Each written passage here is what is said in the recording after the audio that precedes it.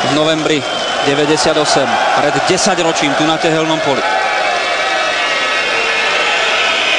Hadzovanie obžeru. Tlačíme sa do pokutového územia. Vitek, hlavička Kozáka. Dostal loptu k Borucovi, Hrubák, iba gól! Gól!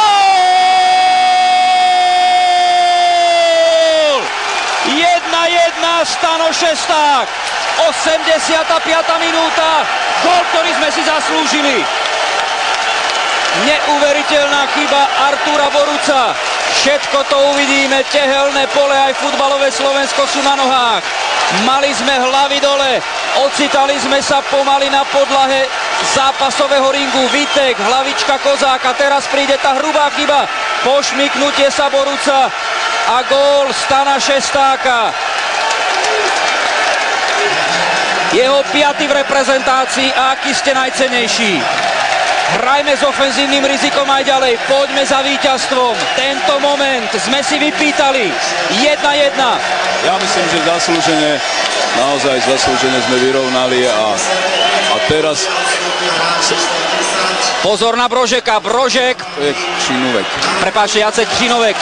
Pekarík ho zastavil, zatiaľ čo ste sledovali ešte raz našu gólovú salvu. Jakubko dáva Kozákovi, poďme dopredu, Kozák, má tam Viteka, Kozák proti Vojtkovi Jakovi, stále náš striedajúci hráč, jeho pekný center, sme tam s 2 hráčmi a bude to Žrť, gól! Gól!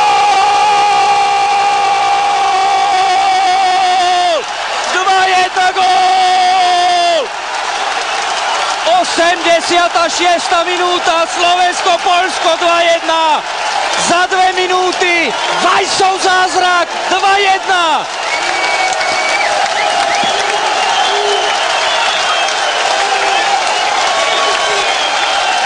Kozák, ktorý bol aj v predchádzajúcej akcii, takto centroval na Jakubka, bola tam zrazená strela.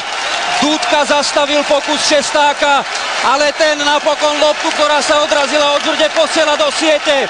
2 góly Stana Šestáka, 2-1. A to je to, čo sme hovorili, lopty treba dávať do 16-ky, tá obrana nestojí na tom, musím to len zopakovať a to je pravda. Takže by sa takto končilo prekliatie veľkých zápasov. Že by sa takto postavila na nohy slovenská futbalová reprezentácia. 2 góly za 2 minúty, Vajsova reakcia, 2-1.